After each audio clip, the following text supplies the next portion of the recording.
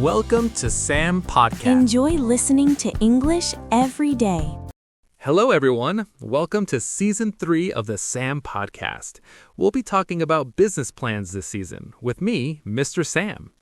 Today, we have a wonderful guest joining us in the studio, Miss Hannah Lee, a retail consultant who has helped small shops grow into profitable supermarkets. Hannah, welcome to the podcast. Thank you, Mr. Sam. I'm really happy to be here. I heard you like to debate, so I'm ready. Oh, I definitely like to debate, especially when it comes to business plans. Today's topic is how to write a business plan for a grocery store, and I have a feeling we won't agree on everything. That's good. If we agree on everything, the audience might fall asleep. Let's begin with the first section of any business plan, the executive summary. I believe this is the heart of the document. It should clearly explain your grocery store concept. Already I want to challenge you. Many beginners spend too much time writing a beautiful executive summary before they fully understand their market. But investors read the executive summary first. Yes, but if it's based on weak research, it's just empty words. You can't say, we will become the best grocery store in town without proof. Fair point. So what should be in the vision statement for a grocery store? It should answer simple questions. Who are your customers? What products will you sell? Why is your store different? For example, our grocery store will provide affordable fresh produce and daily necessities to middle-income families in the local neighborhood. That's clear. But you must also explain your long-term goal. Will you expand? Will you add delivery services? So vision plus growth direction. Exactly. Now, let's move to market research. I think many people underestimate this section. Absolutely. Grocery stores are everywhere. Competition is intense. So how should someone analyze the market? First, study the local area. How many families live nearby? What is their income level? Also check competitors. Are there large supermarkets close by? Yes, and don't forget small convenience stores. Sometimes small stores are stronger because they know their customers personally. Exactly. Grocery is about trust and convenience. So in the business plan, the market research section should include demographics, competitor analysis, customer needs, market trends. Yes, and here's where I disagree with you again. Oh no, here it comes. You often say beginners should keep things simple, but grocery is complex. You must analyze product demand carefully. Such as? Fresh vegetables, meat, dairy, snacks, household items. Each category has different profit margins. Ah, margins. That's important. Location is critical for a grocery store. Yes, but I think affordability is just as important. I believe high traffic is a key. If people walk by daily, sales increase. But if rent is too high, you may lose profit. True. Let's compare two options. Option A, Main Street, high rent, high traffic. Option B, residential area, lower rent, steady local customers. I would choose residential if the area has many families. Really? Yes, grocery shopping is frequent. People prefer convenience near their home. But Main Street attracts new customers. And unpredictable competition. So the business plan should include a location analysis with cost comparison. Exactly. Include expected daily foot traffic and rental cost projections. Now, let's discuss product selection. This is where many new grocery store owners make mistakes. They try to sell everything? Yes, they overstock. But isn't variety good?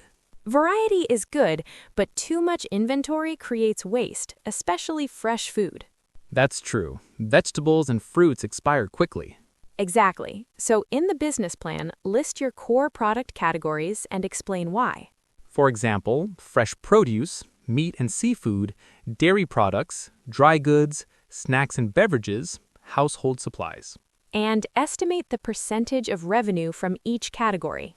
That sounds very detailed. It must be detailed. Grocery stores operate on small profit margins. You're right. Even a small miscalculation can reduce profit. Now, let's discuss suppliers. This is crucial. Freshness depends on reliable suppliers. Should grocery stores use one supplier or multiple? Multiple. If one supplier fails, you have backup. That makes sense. In your business plan, include supplier names, payment terms, delivery schedules, return policies. And inventory system. Yes.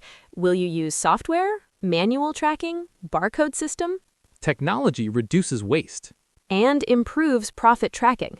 Grocery stores don't need fancy marketing, right? I disagree. Really? Even simple stores need marketing. Opening promotions, loyalty cards, weekly discounts. Ah, discount days. Yes, people love discounts on rice, cooking oil, and vegetables.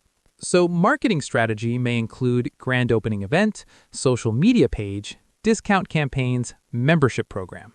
Exactly. But we must include marketing budget in the financial section. Correct. Now let's discuss operations.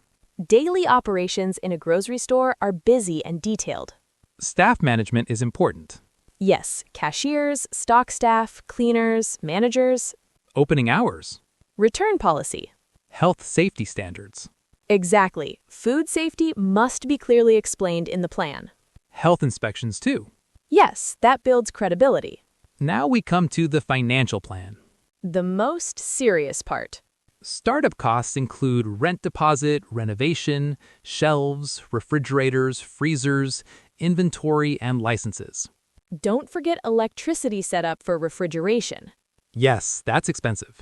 And monthly expenses, rent, salaries, utilities, restocking, maintenance.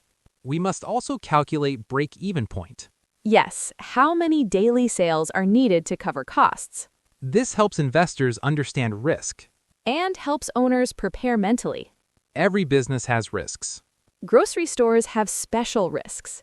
such as Spoilage of fresh goods, price fluctuations from suppliers, economic downturn, new competitors. So risk management strategies may include insurance, careful inventory control, supplier contracts, emergency fund. Exactly. I believe if someone has passion for serving their community, they can succeed. Passion is important, but grocery business is numbers-driven. You're always bringing it back to numbers. Because numbers determine survival. But customer relations matter too. Yes, customer trust builds loyalty. So what's the final answer? Balance, passion for service, discipline in planning. I like that. Let's summarize for our listeners.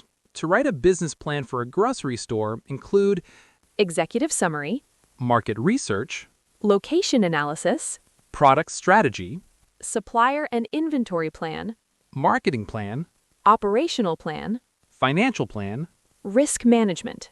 and finally, a clear growth strategy. Yes, think long-term. Hannah, this was a very energetic discussion. I enjoyed arguing with you, Mr. Sam. Me too. And to our listeners, if you're planning to open a grocery store, remember your business plan is your roadmap. Don't just hope for success, plan for it. Thank you for listening to Season 3 of the SAM Podcast. See you in the next episode.